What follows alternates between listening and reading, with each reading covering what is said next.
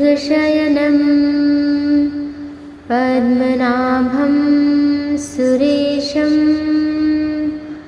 विश्वाधारं गगनसदृशं मेघवर्णं शुभांगं लक्ष्मीकान्तं कमलनयनं लक्ष्मीकान्तं कमलनयनं योगविर्ध्यानगम्यं वन्दे विष्णु भवभयहरणं सर्वलोकैकनाथं शान्ताकारं भुजगशयनं पद्मनाभं सुरेशं विश्वाधारं गगनसदृशं मेघवर्णं शुभांगं लक्ष्मीकान्तं कमलनयनं लक्ष्मीकान्तं कमलनयनं योगविर्ध्यानगम्यं वन्दे विष्णु भवभयहरणं सर्वलोकैकनाथं शान्ताकारं भुजगशयनं पद्मनाभं सुरेशं विश्वाधारं गगनसदृशं मेघवर्णं शुभांगं लक्ष्मीकान्तं कमलनयनं लक्ष्मीकान्तं कमलनयनं योगविर्ध्यानगम्यं वन्दे विष्णु भवभयहरणं सर्वलोकैकनाथं शान्ताकारं भुजगशयनं पद्मनाभं सुरेशं विश्वाधारं गगनसदृशं मेघवर्णं शुभांगं लक्ष्मीकान्तं कमलनयनं लक्ष्मीकान्तं कमलनयनं योगविर्ध्यानगम्यं वन्दे विष्णु भवभयहरणं सर्वलोकैकनाथं शान्ताकारं भुजगशयनं पद्मनाभं सुरेशं विश्वाधारं गगनसदृशं मेघवर्णं शुभांगं लक्ष्मीकान्तं कमलनयनं लक्ष्मीकान्तं कमलनयनं योगविर्ध्यानगम्यं वन्दे विष्णु भवभयहरणं सर्वलोकैकनाथं शान्ताकारं भुजगशयनं पद्मनाभं सुरेशं विश्वाधारं गगनसदृशं मेघवर्णं शुभांगं लक्ष्मीकान्तं कमलनयनं लक्ष्मीकान्तं कमलनयनं योगविर्ध्यानगम्यं वन्दे विष्णु भवभयहरणं सर्वलोकैकनाथं शान्ताकारं भुजगशयनं पद्मनाभं सुरेशं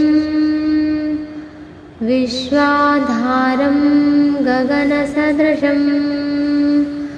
मेघवर्णं शुभांगं लक्ष्मीकान्तं कमलनयनं लक्ष्मीकान्तं कमलनयनं योगविर्ध्यानगम्यं वन्दे विष्णु भवभयहरणं सर्वलोकैकनाथं शान्ताकारं भुजगशयनं पद्मनाभं सुरेशं विश्वाधारं गगनसदृशं मेघवर्णं शुभांगं लक्ष्मीकान्तं कमलनयनं लक्ष्मीकान्तं कमलनयनं योगविर्ध्यानगम्यं वन्दे विष्णु भवभयहरणं सर्वलोकैकनाथं शान्ताकारं भुजगशयनं पद्मनाभं सुरेशं विश्वाधारं गगनसदृशं मेघवर्णं शुभांगं लक्ष्मीकान्तं कमलनयनं लक्ष्मीकान्तं कमलनयनं योगविर्ध्यानगम्यं वन्दे विष्णु भवभयहरणं सर्वलोकैकनाथं शान्ताकारं भुजगशयनं पद्मनाभं सुरेशं विश्वाधारं गगनसदृशं मेघवर्णं शुभांगं लक्ष्मीकान्तं कमलनयनं लक्ष्मीकान्तं कमलनयनं योगविर्ध्यानगम्यं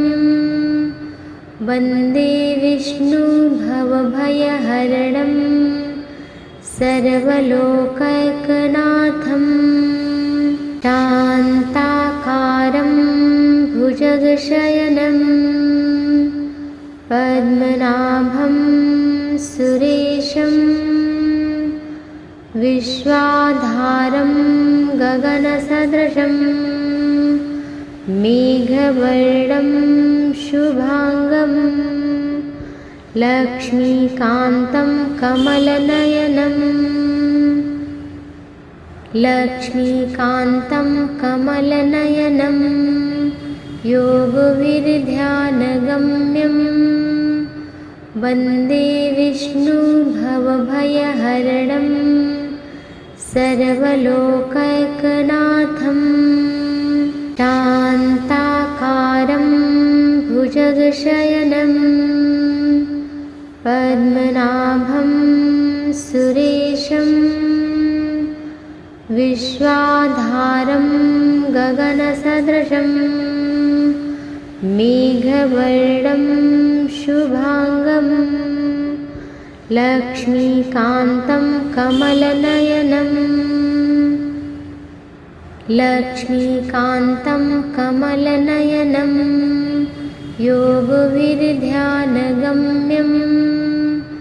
वन्दे विष्णु भवभयहरणं सर्वलोकैकनाथं शान्ताकारं भुजगशयनं पद्मनाभं सुरेशं विश्वाधारं गगनसदृशं मेघवर्णं शुभांगं लक्ष्मीकान्तं कमलनयनं लक्ष्मीकान्तं कमलनयनं योगविर्ध्यानगम्यं वन्दे विष्णु भवभयहरणं सर्वलोकैकनाथं शान्ताकारं भुजगशयनं पद्मनाभं सुरेशं विश्वाधारं गगनसदृशं मेघवर्णं शुभांगं लक्ष्मीकान्तं कमलनयनं लक्ष्मीकान्तं कमलनयनं योगविर्ध्यानगम्यं वन्दे विष्णुभवभयहरणं सर्वलोकैकनाथं शान्ताकारं भुजगशयनं पद्मनाभं सुरेशं विश्वाधारं गगनसदृशं मेघवर्णं शुभांगं लक्ष्मीकान्तं कमलनयनं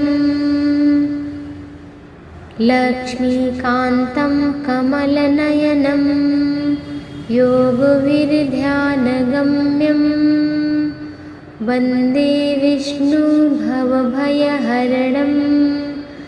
सर्वलोकैकनाथं शान्ताकारं भुजगशयनं पद्मनाभं सुरेशं विश्वाधारं गगनसदृशं मेघवर्णं शुभांगं लक्ष्मीकान्तं कमलनयनं लक्ष्मीकान्तं कमलनयनं योगविर्ध्यानगम्यं वन्दे विष्णुभवभयहरणं सर्वलोकैकनाथं शान्ताकारं भुजगशयनं पद्मनाभं सुरेशं विश्वाधारं गगनसदृशं मेघवर्णं शुभांगं लक्ष्मीकान्तं कमलनयनं लक्ष्मीकान्तं कमलनयनं योगविर्ध्यानगम्यं वन्दे विष्णुभवभयहरणं सर्वलोकैकनाथं शान्ताकारं भुजगशयनं पद्मनाभं सुरेशं विश्वाधारं गगनसदृशं मेघवर्णं शुभांगं लक्ष्मीकान्तं कमलनयनं लक्ष्मीकान्तं कमलनयनं योगविर्ध्यानगम्यं वन्दे विष्णुभवभयहरणं सर्वलोकैकनाथं शान्ताकारं भुजगशयनं पद्मनाभं सुरेशं विश्वाधारं गगनसदृशं मेघवर्णं शुभांगं लक्ष्मीकान्तं कमलनयनं लक्ष्मीकान्तं कमलनयनं योगविर्ध्यानगम्यं वन्दे विष्णुभवभयहरणं सर्वलोकैकनाथं शान्ताकारं भुजगशयनं पद्मनाभं सुरेशं विश्वाधारं गगनसदृशं मेघवर्णं शुभांगं लक्ष्मीकान्तं कमलनयनं लक्ष्मीकान्तं कमलनयनं योगविर्ध्यानगम्यं वन्दे विष्णुभवभयहरणं सर्वलोकैकनाथं शान्ताकारं भुजगशयनं पद्मनाभं सुरेशं विश्वाधारं गगनसदृशं मेघवर्णं शुभांगं लक्ष्मीकान्तं कमलनयनं लक्ष्मीकान्तं कमलनयनं योगविर्ध्यानगम्यं वन्दे विष्णुभवभयहरणं सर्वलोकैकनाथं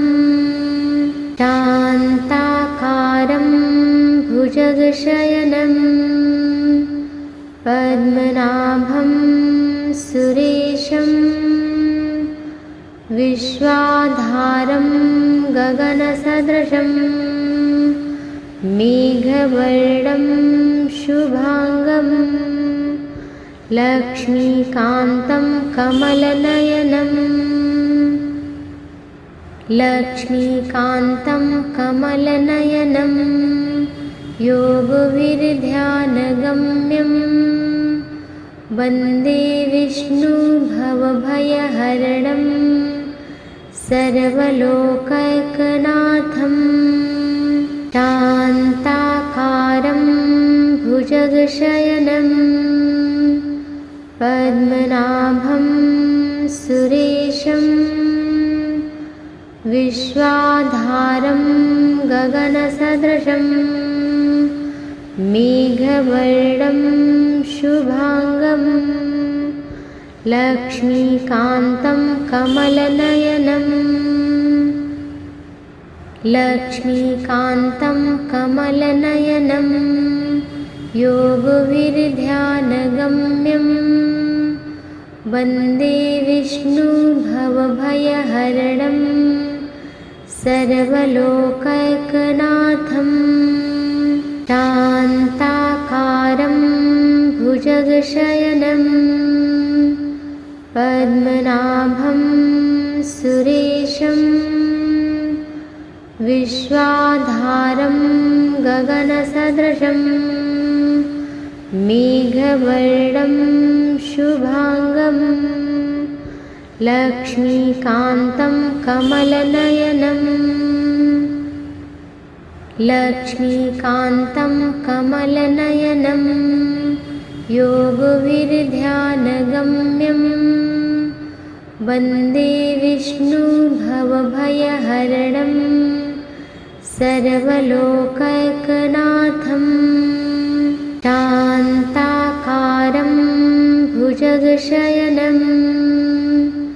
पद्मनाभं सुरेशं विश्वाधारं गगनसदृशं मेघवर्णं शुभांगं लक्ष्मीकान्तं कमलनयनं लक्ष्मीकान्तं कमलनयनं योगविर्ध्यानगम्यं वन्दे विष्णुभवभयहरणं सर्वलोकैकनाथं शान्ताकारं भुजगशयनं पद्मनाभं सुरेशं विश्वाधारं गगनसदृशं मेघवर्णं शुभांगं लक्ष्मीकान्तं कमलनयनं लक्ष्मीकान्तं कमलनयनं योगविर्ध्यानगम्यं वन्दे विष्णु भवभयहरणं सर्वलोकैकनाथं शान्ताकारं भुजगशयनं पद्मनाभं सुरेशं विश्वाधारं गगनसदृशं मेघवर्णं शुभांगं लक्ष्मीकान्तं कमलनयनं लक्ष्मीकान्तं कमलनयनं योगविर्ध्यानगम्यं वन्दे विष्णु भवभयहरणं सर्वलोकैकनाथं शान्ताकारं भुजगशयनं पद्मनाभं सुरेशं विश्वाधारं गगनसदृशं मेघवर्णं शुभांगं लक्ष्मीकान्तं कमलनयनं लक्ष्मीकान्तं कमलनयनं योगविर्ध्यानगम्यं वन्दे विष्णु भवभयहरणं सर्वलोकैकनाथं शान्ताकारं भुजगशयनं पद्मनाभं सुरेशं विश्वाधारं गगनसदृशं मेघवर्णं शुभांगं लक्ष्मीकान्तं कमलनयनं लक्ष्मीकान्तं कमलनयनं योगविर्ध्यानगम्यं वन्दे विष्णु भवभयहरणं सर्वलोकैकनाथं शान्ताकारं भुजगशयनं पद्मनाभं सुरेशं विश्वाधारं गगनसदृशं मेघवर्णं शुभांगं लक्ष्मीकान्तं कमलनयनं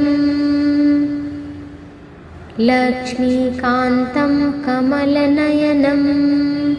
योगविर्ध्यानगम्यं वन्दे विष्णु भवभयहरणं सर्वलोकैकनाथं शान्ताकारं भुजगशयनं पद्मनाभं सुरेशं विश्वाधारं गगनसदृशं मेघवर्णं शुभांगं लक्ष्मीकान्तं कमलनयनं लक्ष्मीकान्तं कमलनयनं योगविर्ध्यानगम्यं वन्दे विष्णु भवभयहरणं सर्वलोकैकनाथं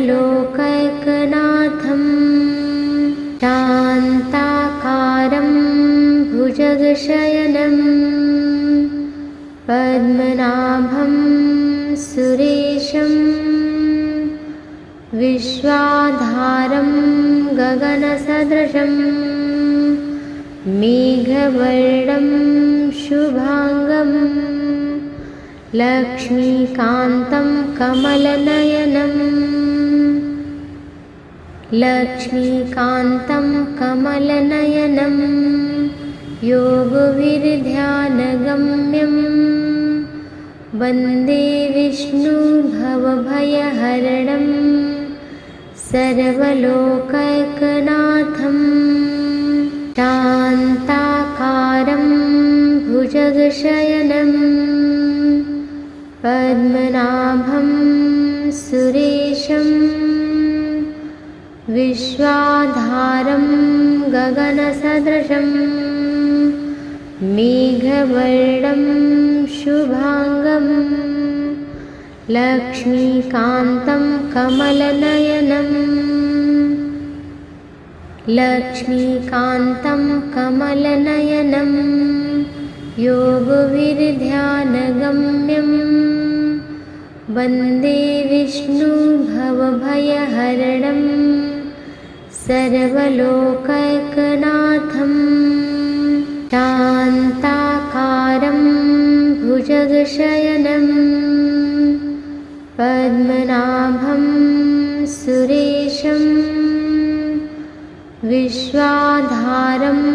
गगनसदृशं मेघवर्णं शुभांगं लक्ष्मीकान्तं कमलनयनं लक्ष्मीकान्तं कमलनयनं योगविर्ध्यानगम्यं वन्दे विष्णु भवभयहरणं सर्वलोकैकनाथं शान्ताकारं भुजगशयनं पद्मनाभं सुरेशं विश्वाधारं गगनसदृशं मेघवर्णं शुभांगं लक्ष्मीकान्तं कमलनयनं लक्ष्मीकान्तं कमलनयनं योगविर्ध्यानगम्यं वन्दे विष्णु भवभयहरणं सर्वलोकैकनाथं शान्ताकारं भुजगशयनं पद्मनाभं सुरेशं विश्वाधारं गगनसदृशं मेघवर्णं शुभांगं लक्ष्मीकान्तं कमलनयनं लक्ष्मीकान्तं कमलनयनं योगविर्ध्यानगम्यं वन्दे विष्णु भवभयहरणं सर्वलोकैकनाथं शान्ताकारं भुजगशयनं पद्मनाभं सुरेशं विश्वाधारं गगनसदृशं मेघवर्णं शुभांगं लक्ष्मीकान्तं कमलनयनं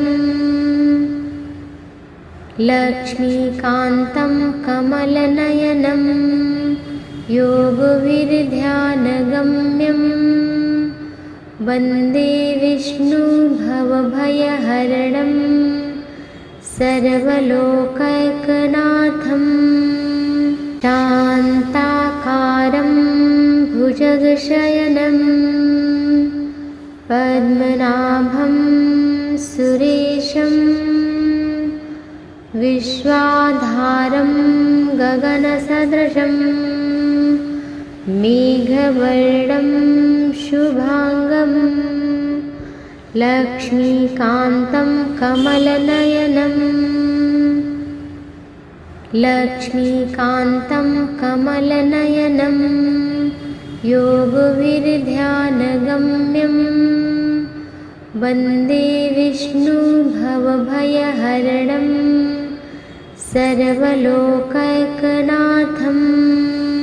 शान्ताकारं भुजगशयनं पद्मनाभं सुरेशं विश्वाधारं गगनसदृशं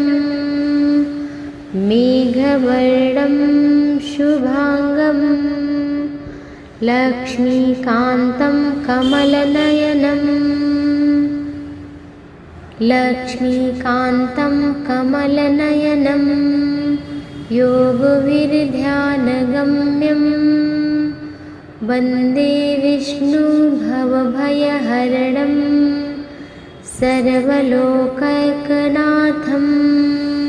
शान्ताकारं भुजगशयनं पद्मनाभं सुरेशं विश्वाधारं गगनसदृशं मेघवर्णं शुभांगं लक्ष्मीकान्तं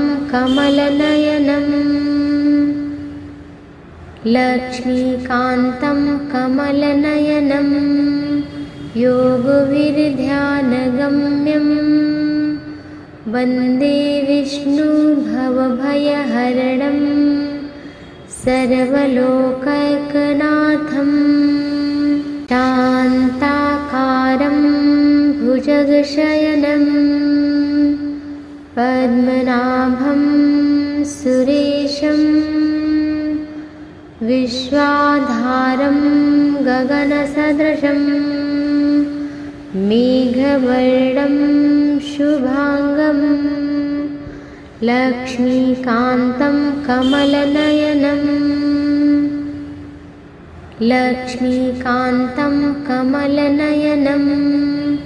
योगविर्ध्यानगम्यं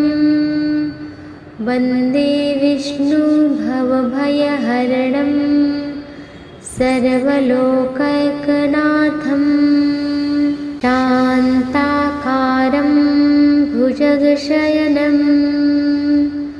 पद्मनाभं सुरेशं विश्वाधारं गगनसदृशं मेघवर्णं शुभांगं लक्ष्मीकान्तं कमलनयनं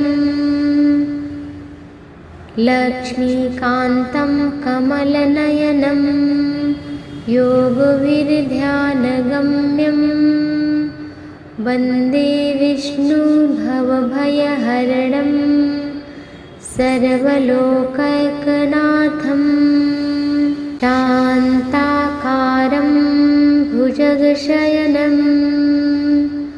पद्मनाभं सुरेशं विश्वाधारं गगनसदृशं मेघवर्णं शुभांगं लक्ष्मीकान्तं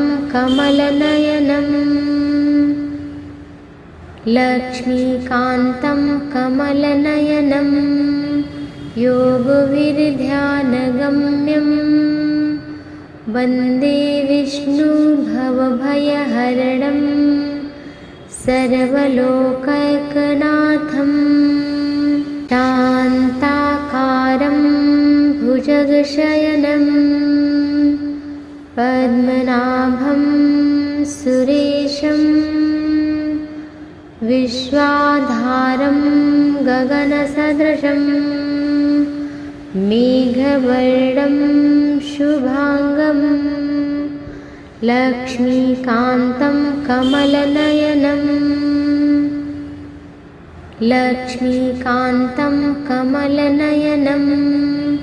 योगविर्ध्यानगम्यं वन्दे विष्णु भवभयहरणं सर्वलोकैकनाथं शान्ताकारं भुजगशयनं पद्मनाभं सुरेशं विश्वाधारं गगनसदृशं मेघवर्णं शुभांगं लक्ष्मीकान्तं कमलनयनं